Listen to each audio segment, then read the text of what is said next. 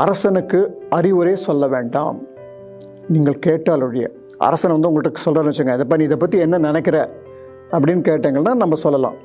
அவர் கேட்காத போது அறிவுரை சொல்ல வேண்டாம் என்று வியாசர் சொல்லுகிறார் மகாபாரதத்தில். இந்த அரசன் எடுத்துகிட்டு இப்போது மேனேஜிங் டைரக்டர்னு போடுங்க.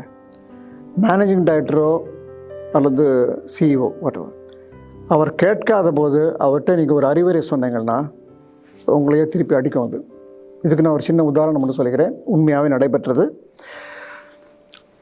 ஒரு ஆர்கனைசேஷன், அந்த ஆர்கனைசேஷனில் managing director is very nice man. அவருக்கு ஒரு பெரிய ஃபார்ம் இருந்ததுங்க, பெரிய வெஜிடபிள் ஃபார்ம்ஸ். அந்த ஃபார்மை முழுக்க வந்து எம்டியோட செக்ரட்டரி தான் பார்த்துட்டு இருந்தார் ஃபுல்லாகவே. Is under is control. எம்டிக்கு தெரியாமல் அந்த இடத்துல பல கறிகாய்கள் எல்லாம், காய்கறிகள், பல விஷயங்கள்லாம் செக்ரட்டரி எடுத்துகிட்டு போகிறார் அப்படிங்கிற ரூமர் வந்து கொஞ்சம் கொஞ்சமாக வந்து அந்த ஆஃபீஸ் முழுக்க ஸ்ப்ரெட் ஆகிடுது. ஸோ என் நண்பர் வந்து பொறுக்க முடியல. அவர் என்ன சொன்னார்னா என்கிட்ட ஃபோனில், என்னோடய மேனேஜிங் டைரக்டர் ரொம்ப நல்ல மனிதர், அவரை போய் அவரோட செக்ரட்டரியை ஏமாத்துறாருப்பா, நான் எப்படியும் எம்டிகிட்ட போய் சொல்ல போகிறேன் அப்படின்னு சொன்னார். நான் சொன்னேன், அவசரப்படாதீங்க, மகாபாரதத்துடைய அறிவுரைப்படி உங்கள் எம்டி கேட்டாலொழியே நீங்கள் தேவையில்லாமல் யாரை பற்றியும் சொல்லக்கூடாது, நம்ம ஏற்கனவே பேசியிருக்கோமே. இல்லை என்னால் தாங்க முடியல, ஏன்னா is a very nice man, I should tell him. ஏன்னா அவர் தெரியணும்ல, அவர் தெரியாமல் பாவம் இருக்குது, பாவம் செக்ரட்டரி இத்தனவை ஏமாத்திரம் அவருக்கு தெரியாதில்லை அப்படின்னார். ஸோ மறுநாள் அந்த நண்பர் எம்டி ரூமுக்கு போன அப்பாயின்மெண்ட் வாங்கிட்டு போனார். கதவை தட்டிட்டு போனார்.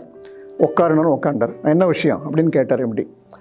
சார் சொல்கிறேன், தப்பாக நினைக்காதீங்க, உங்கள் ஃபார்ம்லேருந்து டெய்லி பல விஷயங்கள்லாம் திருடு போகின்றன, அதுக்கு உங்கள் செக்ரட்டரியே காரணம்னு எல்லாம் பேசிக்கிறாங்க, எங்களுக்கு மனசே சரியில்லை, ஏன்னா you are such a great lovable managing director, உங்களுக்கு அந்த மாதிரி இருந்தால் நாங்கள் பார்த்துட்டு சும்மா இருக்க முடியுமா அப்படின்னு.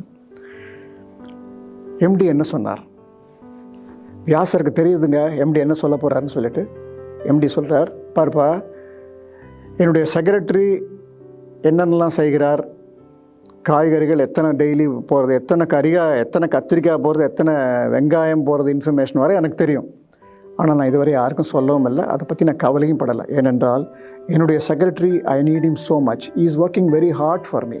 இந்த விஷயத்தை நான் சரி மனசுலேயே போட்டுக்கலை, அதனால் அதை பற்றி நீங்கள் கவலையே பட வேணாம். அப்புறம் வேறு என்ன அப்படின்னு கேட்டால் என்ன அர்த்தம்?